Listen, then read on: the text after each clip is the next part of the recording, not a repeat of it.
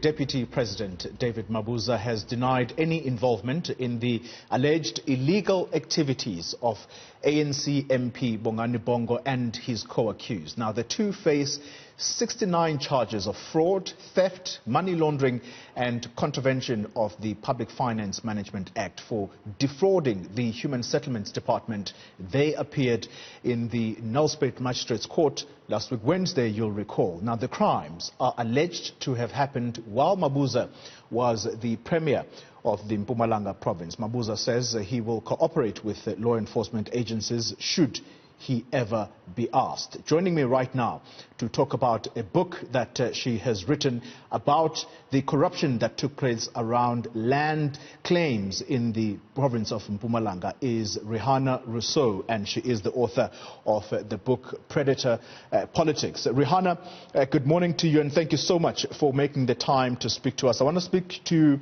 about this book that you have written, Predator Politics, and it has an image of our Deputy President David Mabuza. My first question to you, though, is tell us about this crusade of this one man who wants justice, and he's been at it for the last 15 years. Who is he, and why is the Deputy President at the center of it all? Thank you for having me. Good morning, everyone. I've written a book about Fred Daniel, a man who had decided to invest the rest of his life and the rest of his finances to conservation projects in Mpumalanga. He is very concerned about the effects of climate change in the world. He's very concerned about the ravages of the environment. He bought 89 farms between Barberton and Bakplaas, which he rehabilitated very painstakingly in order to heal the land.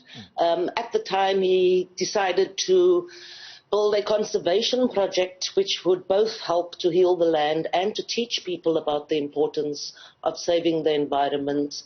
And he was hugely successful in healing the land, but when it came to establishing a business, he found that many obstacles were thrown up in his way by officials and politicians in Mpumalanga.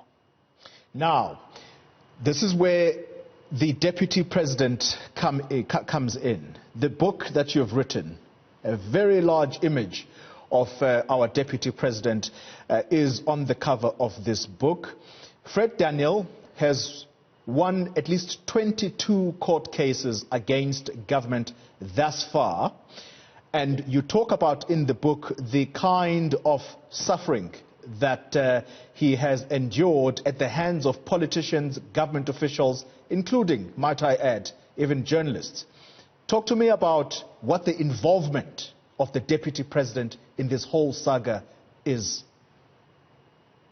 So, as you say, Fred brought many court cases against government departments and officials in Mpumalanga, especially after it appeared as though fake land claimants had put in claims for the land that he had bought and for the land that he had ascertained there were no claims on. At the time, our Deputy President David Mabuza was the MEC for Land Affairs and Agriculture in Mpumalanga.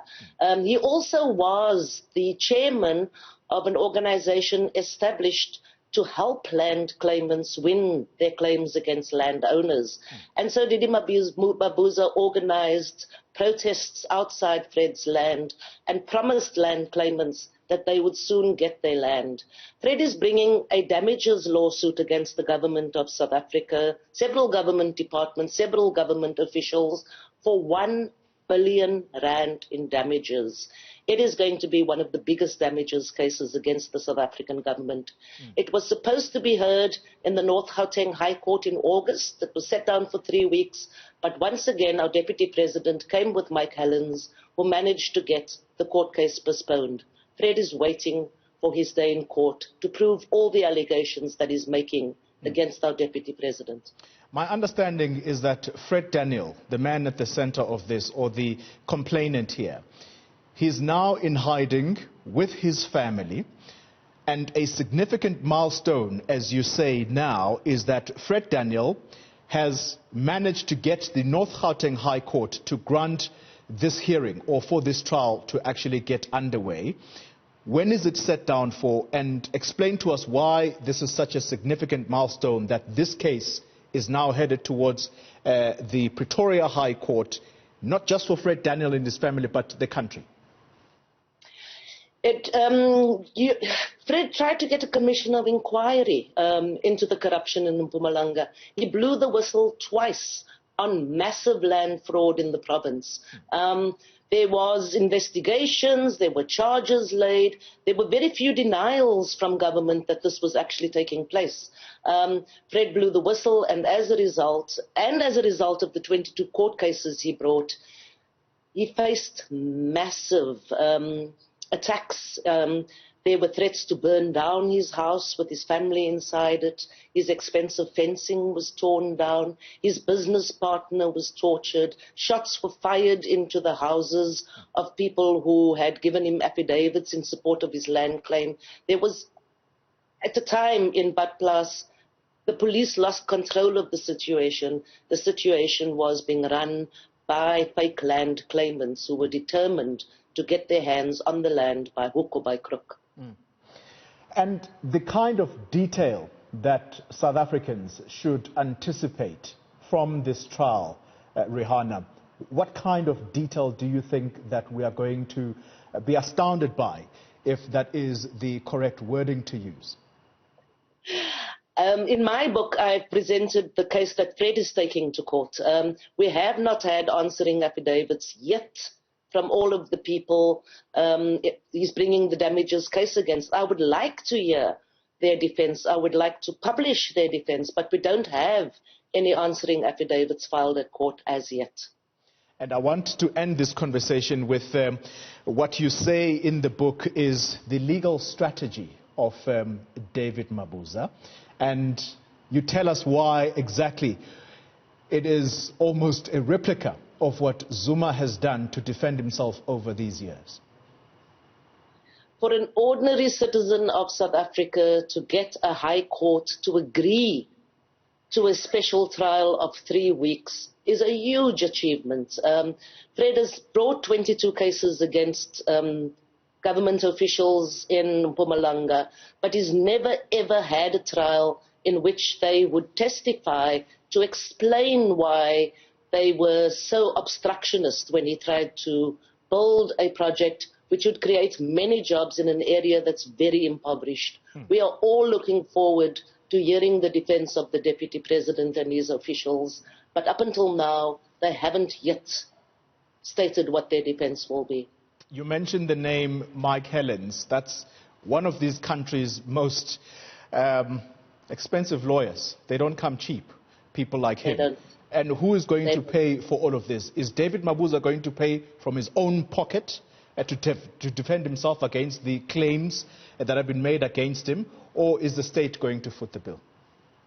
Well, the North Gauteng High Court is the court that decided last year that Jacob Zuma should pay his own legal costs from now on, that the money should not be paid by taxpayers. So I am hoping that that same North Gauteng High Court, when approached by Deputy President David Mabuza, will also say that taxpayers should not pay for the defense. As we end it, there was some talk that your book right here, Predator Politics, is possibly being blocked from being published. Is that still the case? Or, I've got a copy now, does that mean that printing will go ahead? Now, printing has gone ahead. The book is in every bookshop in South Africa. There was an approach by Didi Mabuza's attorney just before the book was published, wanting to know certain details. We provided him with those details, and then we gave him an opportunity to respond in the book. So the only approach has been from the Deputy President's attorney, and we agreed to provide him with an opportunity to defend himself in the book. There was no reason to delay publication. Yeah. Just finally, Rehana, I'm letting you go now, I promise. When is this trial date? I mean, I think South Africans can't wait to hear the sordid details of what happened in Mpumalanga. Tragically, there's no trial date. I also would like to point out that Fred is not the only person who's been dispossessed of his land in Mpumalanga. There are land claimants who had been restored their land, who were also dispossessed of their land. The Special Investigating Unit has done reports on corruption in land claims across South Africa, and it seems Mpumalanga is not the only province where they disempower and dispossess black land claimants.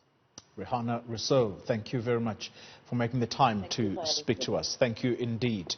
And she is the author of this very book right here, Predator Politics. Mabusa, Fred Daniel and the Great Land Scam. That's the title of this book. Right.